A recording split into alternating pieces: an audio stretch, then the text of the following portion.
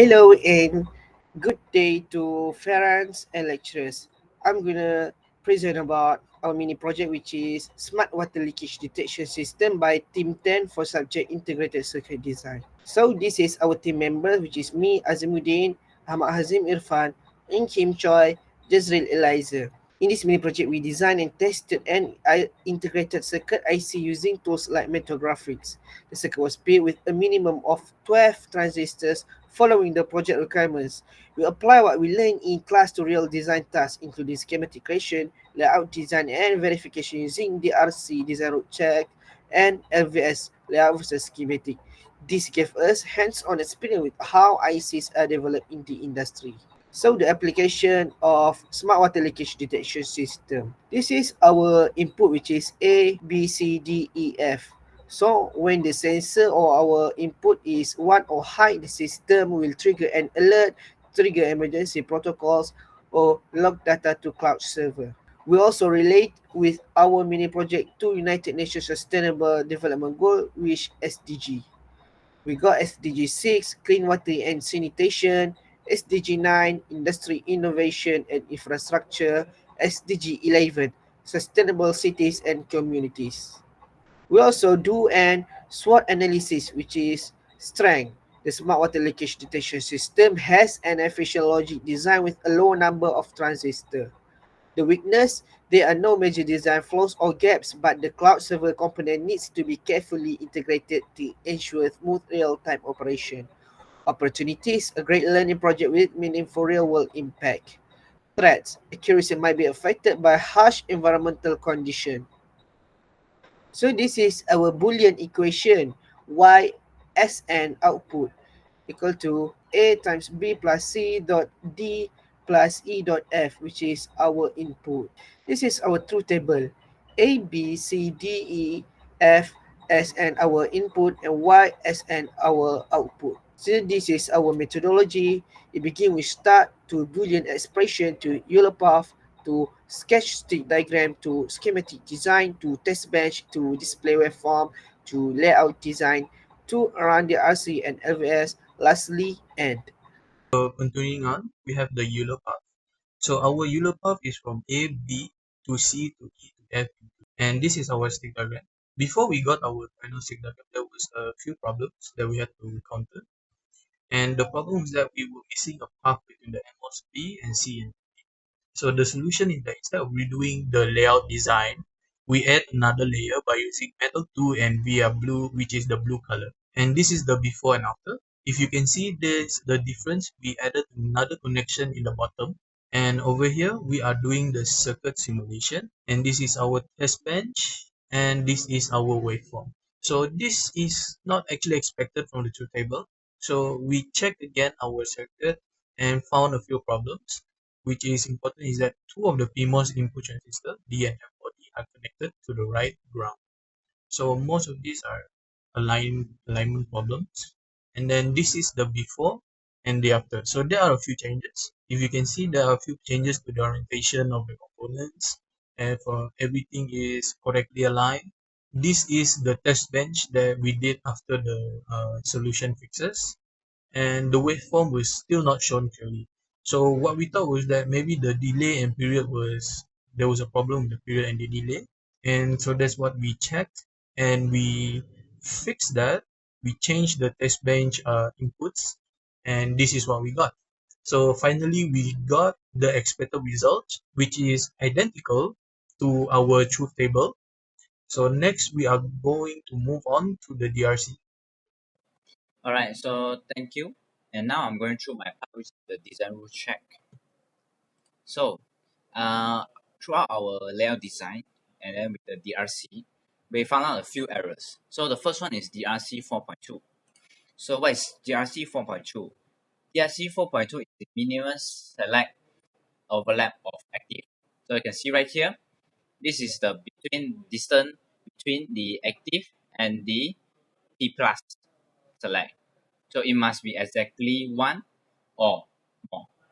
Alright, next is the DRC 3.5, which is the minimum field poly to active. It must be exactly 1 lambda. So you can see here before is our polygates here are very close to the active layer. So we have to change it to exactly distance between 1 lambda right here. So next is the VLS design. There's a lot of problem during this VLE design. So I'll go through it. First is the incorrect nets. So what's the problem? The VLS cannot detect the net because the project file name schematic has two schematic circuits. So the netlist will read those two circuits.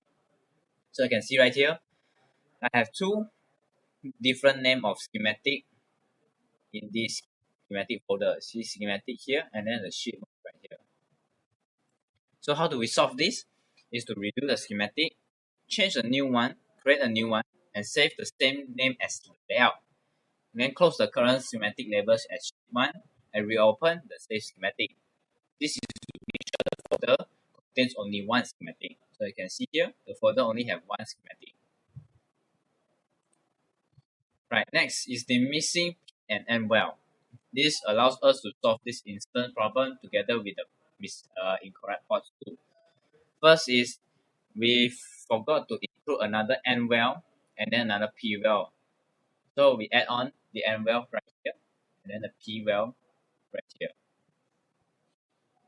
Alright, next is how do we solve these incorrect ports. So the VIS cannot detect all the input ports A, B, C, D, E, F and output port Y. So how do we solve this? Is to change this metal 1 dot port to metal 1 and make sure the send clock of the text, this one, stays inside the metal 1. Alright, next is the property errors. So what's wrong with it? The problem is the incorrect size of the transistor in the schematic diagram. So how do we solve this? Is to change to according size, which is 0.6 for the length and then 1.4 for the width. Right, you can see right here, this is our final layout design. And then this picture is our project. Our layout design has passed the LVS check.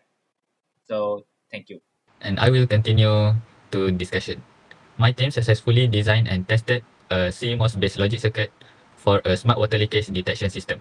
The circuit was built to respond to multiple sensor input A to F using the logic expression. During simulation, we encounter waveform mismatch which were resolved by adjusting pulse width and period for each input to match truth table expectations.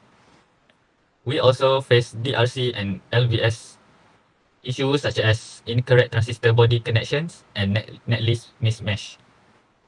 These were solved by properly connecting the transistor body and ensuring only one schematic matched the layout.